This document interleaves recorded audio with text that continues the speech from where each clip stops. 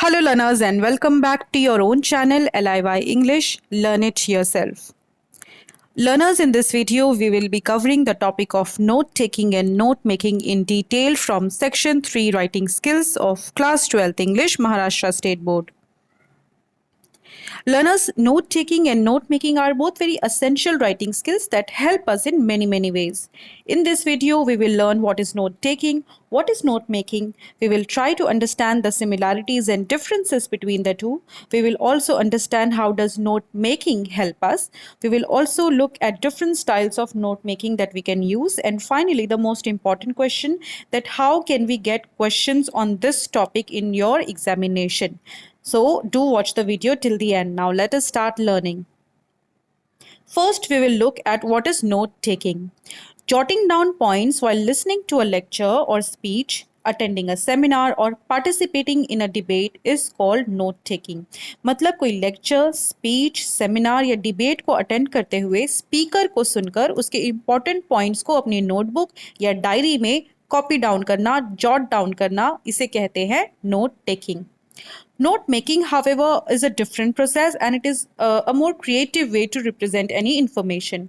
Note making में आप कोई टॉपिक को समझकर या समझने के लिए उसे एक नए तरीके से अपने ओन वर्ड्स में इस तरह से रिप्रेजेंट करते हो by using different methods like tree diagram, pie chart, flow chart, mind map के एक ही नज़र में वो टॉपिक आपको अच्छे से डिटेल में समझ में आ जाए, उसके जो डिफरेंट सब टॉपिक्स है, जो कॉन्सेप्ट उसमें है उस पर्टिकुलर टॉपिक में, उसका आपस का रिलेशन क्या है, वो सब आप एक ही झलक में समझ जाओ.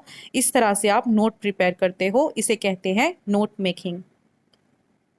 If we look at similarities between note taking and note making, so both are very useful, especially in helping students to create notes and material जो वो exam के time पे, revision के time पे easily refer कर सकते हैं. And both help students in remembering things and topics easily. Both help students to be focused and concentrate effectively. If we look at differences between note taking and note making, तो major difference note taking और note making का है about the process. Note taking थोड़ा सा passive process है, note making थोड़ा सा active हो जाता है.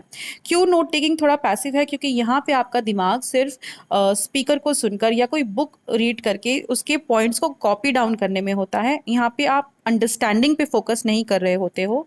ऑफ कोर्स फुल फॉर्म में आपको सिर्फ पॉइंट्स लिखना होता है, तो यहाँ पे अंडरस्टैंडिंग थोड़ी कम होती है और ये थोड़ा सा पैसिव प्रोसेस होता है. नोट मेकिंग में आप अपनी क्रिएटिविटी और इमेजिनेशन को बेस्ट तरीके से यूटिलाइज कर सकते हो in order to have the understanding of the topic, जहाँ पे आप अपनी नोट्स अपने ओन वे में जैसे आप प्रेफर करते हो क्रिएट कर सकते हो.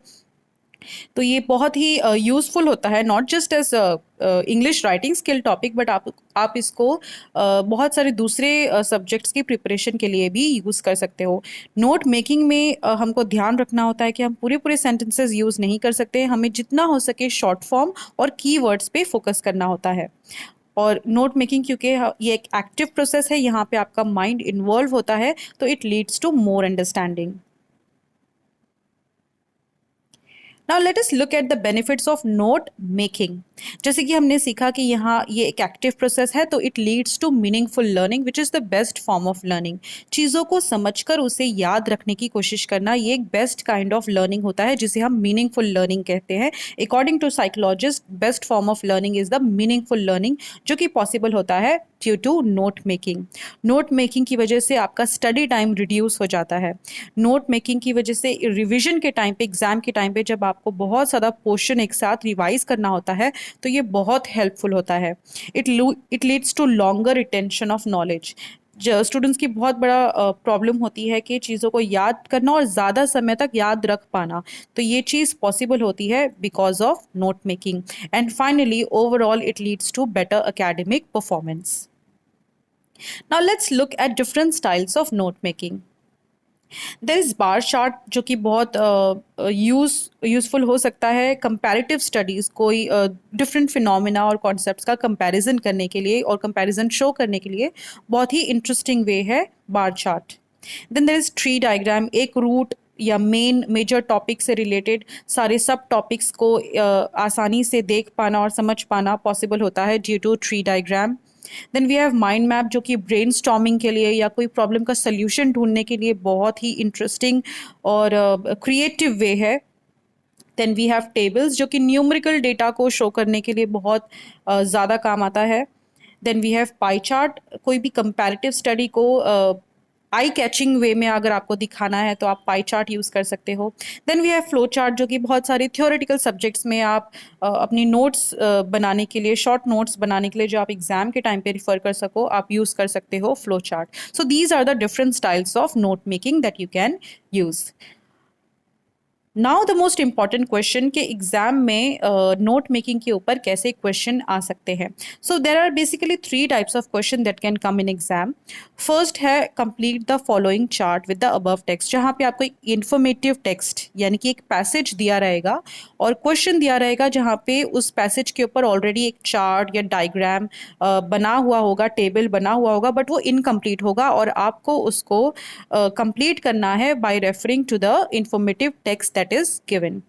सेकेंड टाइप ऑफ क्वेश्चन हो सकता है जहाँ पे आपको डायरेक्ट क्वेश्चन होगा, एक पैसेज दिया होगा, इंफॉर्मेटिव टेक्स्ट दिया होगा और उस इंफॉर्मेशन को आपको कन्वर्ट करना होगा नॉन वर्बल वे में, यानी कि tree diagram, pie chart, flow chart, जो भी क्वेश्चन में पूछा गया है उस तरीके से आपको उस इंफॉर्मेशन को रिप्रेजेंट करना है।